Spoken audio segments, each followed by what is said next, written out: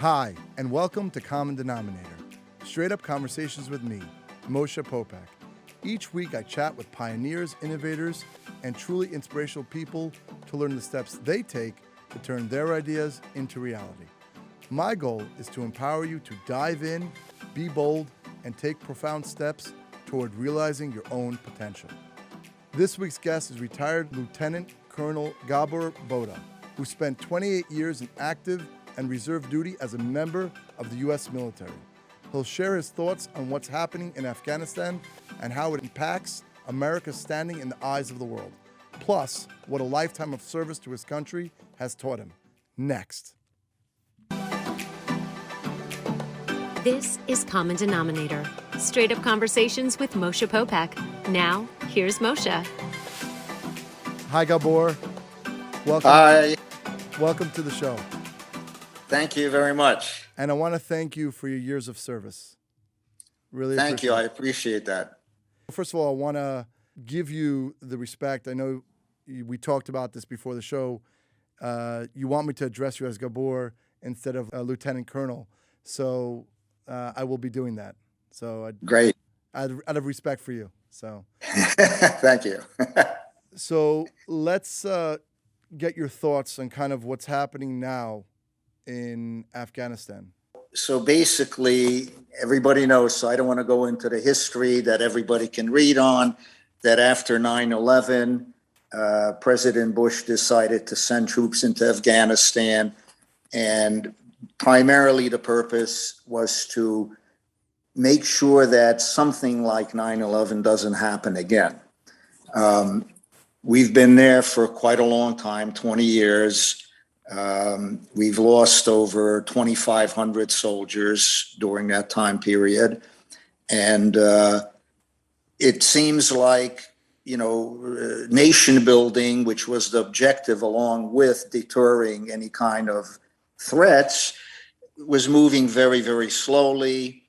You got to look at the history of Afghanistan. Although it's a country, theoretically, it's a country that's made up of many, many clans, different groups, families, etc. And, I sort of compare them to the Soviet Union after the fall of communism, and that all of a sudden, this country has democracy, a country that really never had such a thing. So, I think the expectations were far greater than reality. All of a sudden now we have a situation where, although the pullout was extended to August 31, the pullout occurred in a very disoriented way.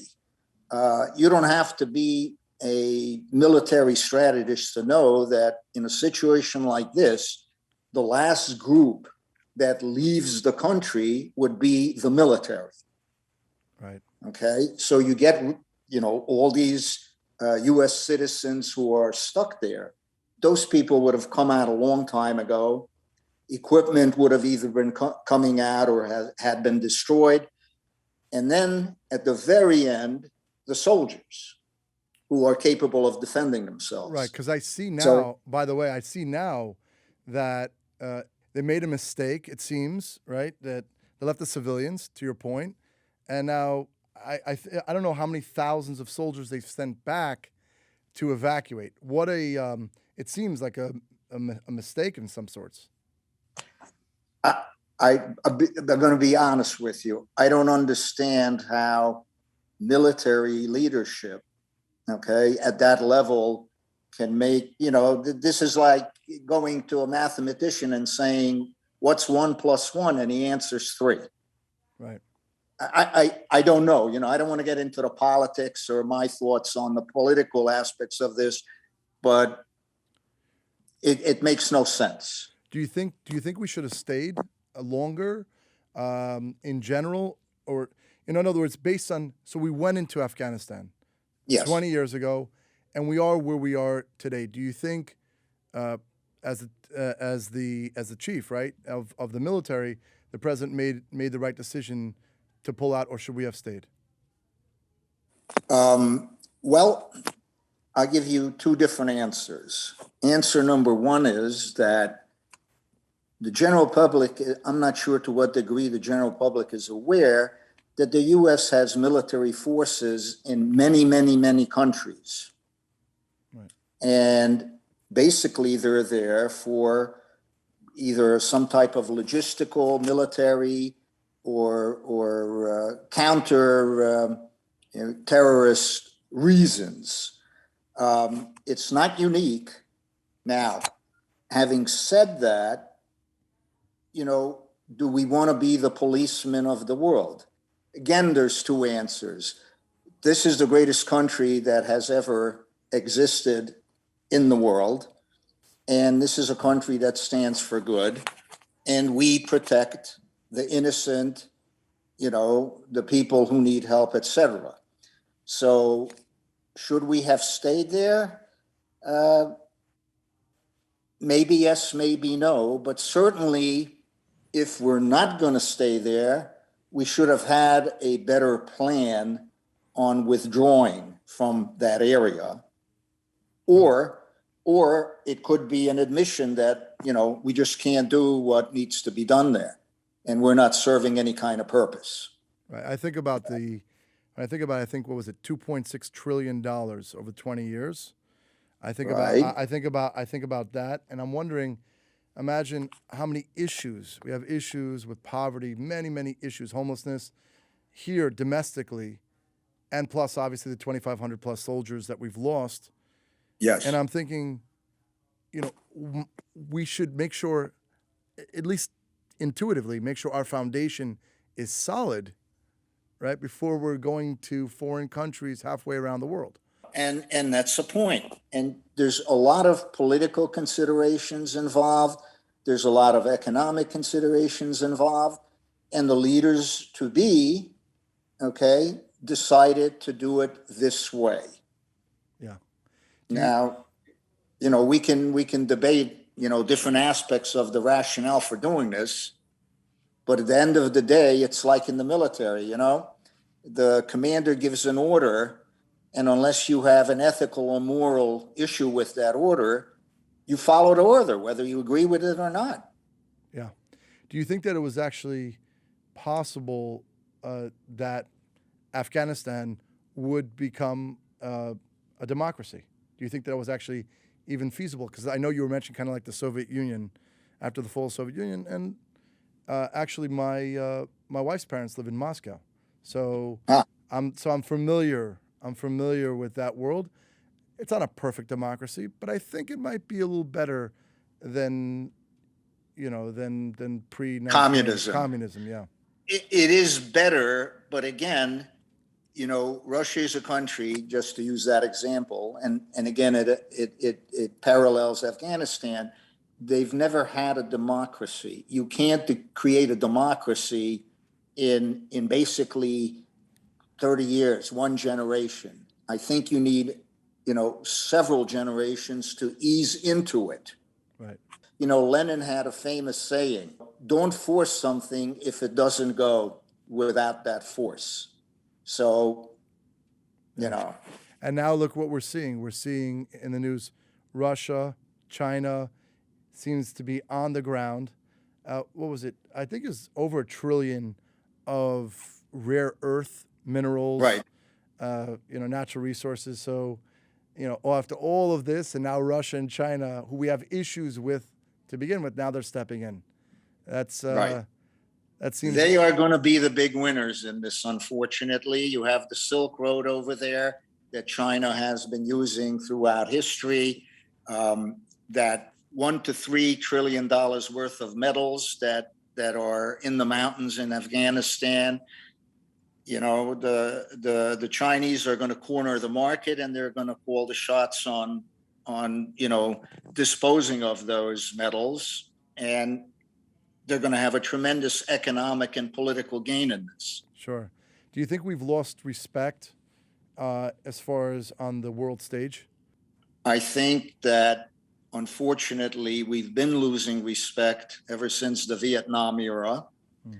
I think we've had, unfortunately, a lot of missteps along the way, and this certainly isn't helping that. So I think you know, if I were, I used an analogy before that if I were an outsider looking at the situation here, I would see a sort of a trend that's heading downward and not upward.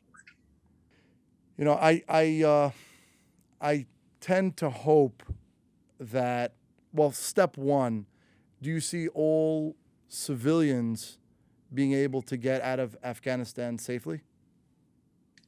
I think that those that the Taliban will allow will get out.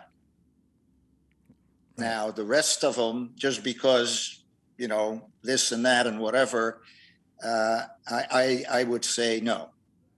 And I did see also the Federal Reserve. There was backup reserve currency from the Afghani bank, the National Afghani Bank. That was about $10 billion. And the U.S. froze that money. So I guess everything is a little bit above our head, but they're trying to put the pressures. Correct. Yes. Correct. We get the news and we try to figure out from the news, what's the reality. And, unfortunately, in the last few years, we've been getting sort of two different types of news information. And, journalism isn't what it used to be. Do you think, just from the soldier's perspective on the ground, how do you think the conditions are for the soldiers that have, I guess, gone back to evacuate the civilians? Right. So the soldiers feel, for the most part, it's again another letdown. First of all, a lot of soldiers were stationed in Afghanistan who were basically doing guard duty on different assets that the government had. I don't think maybe the soldiers would have been the right answer. Maybe more of a police type of unit would have been the answer. Not all soldiers, and most soldiers are not, familiar with the type of roles that they had to perform in Afghanistan. As a soldier, you have this esprit de corps, and you want to walk away feeling that you've accomplished something. Right. And I'm not sure that many of those soldiers are going to have that feeling. I want to go back to when you first made that choice and you served for 28 years. What was kind of going on in your mind when you decided to serve the country? I decided a long time ago, I was about a young teenager when I decided two things. Number one, I was going to have an engineering degree, and number two, I was going to be in the military. And as I got towards the end of my high school years, Vietnam erupted and it became a major issue. And I decided that not only do I want to be in the military, but it looked like I was going to wind up being drafted. And my thought was, if I'm going to go to Vietnam, I want to go with as much preparation as I can get. So I went through ROTC. I did some extra ranger work within ROTC. So I got as much out of the training as I could get in order to try to ensure that I will survive that conflict. I also, I'm a refugee to America. My family escaped Hungary in 1956 during the Hungarian Revolution. And we were very grateful for this country. And we wanted to do for the country, pay back for allowing us to get in here. Very admirable. Because not everybody who escaped Hungary got into America. Most did not. We were very fortunate. What would you say are the kind of two or three accomplishments that you're the most proud of in your days of service? Well, basically, I started out in the military in the Corps of Engineers, and I was originally a combat engineer. I was specializing in demolitions.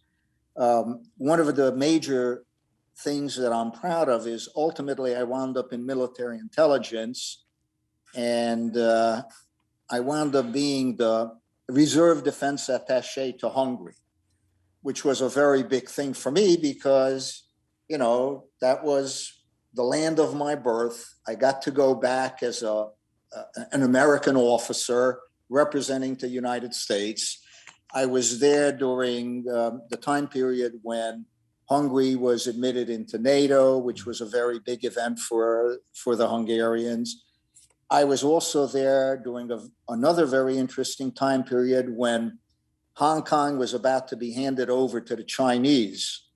And although the U.S. was not a direct player in that, all the attaché staff were told to be very much on guard when dealing with the Chinese attaché in Hungary during that time, because there were a lot of movements going on. So that was a very, very big deal. And also, I guess the other big thing was I was in the parliament in Hungary, and for various occasions, and I was meeting the prime minister and various heads of the government there, which was very interesting because, again, coming as a Jew whose family got pretty much, the generation previous to my father were all wiped out. Yeah. So here I am back there in that position, and it felt good. All of my relatives back here in the States, were very, very proud of that. They thought this was the end of the world, that, Gabor's over there in the parliament, rubbing shoulders with, the Hungarian bigwheels. I could see how that's super fulfilling, emotionally fulfilling. Yes. Just wanted to get your perspective, because I was also in New York. We're coming upon 20 years since September 11. Yes. Where were you when September 11, 2001? On that particular morning, I was based at Fort Monmouth, New Jersey. And I was working in already foreign military sales at the time. And I had a group of people coming from Tobyhanna Army Depot, from Sacramento Army Depot, and from Tuele Army Depot in Utah, because we were working on a program called the English Language Labs. So we started our meeting, I believe it was at 8 o'clock in the morning. These people flew in for the most part to our meeting. So we're sitting in this conference room, VTC conference room, because we had other people involved. And all of a sudden, it was 11 o'clock, whatever, I hear there was a lot of running and commotion going on. We're having our meeting, had no clue what was going on until somebody suddenly opens the door and told us. And once we got the word, we hooked into, the live scene of New York City and the towers and everything. But yeah, it was Yeah. What do you take? What's your key takeaway as a patriot and soldier, kind of when you saw that, and emotionally what emotions come up for you when you think about that? It was a horrible thing. We have to remember that basically this is the first time in the history of this country that there was an attack on the country inside.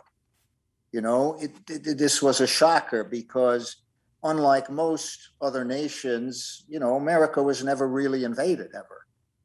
So the first thing was a shock to everybody that something like this could happen in America. And we all wondered, how could something like this happen, obviously? How could it happen with all the technology we have, with all the security we have? How could have, intelligence? It was a very, very big shock. It was extremely upsetting. I don't think that since I've been in America, since 1956, I ever saw such a coming together of the nation as far as the people go. I mean, there were U.S. flags all over. It was an extremely tragic event, but there was a coming together like I've never seen in this country. Yeah, I think that's it's unfortunate, but that's the silver lining Yes. Humanity, right? I think about Yes. humanity, and I want to just say, God bless you, and I want to thank you so much for joining the show. Really, Thank you insightful. very much. I enjoyed it. Thanks for listening to the Common Denominator podcast. Join us next week for another inspiring, impactful, and empowering conversation. To learn more about Moshe, head to MoshePopack.com. If you enjoyed this episode, feel free to share it. And we'd be grateful if you could rate, review, and subscribe to the show.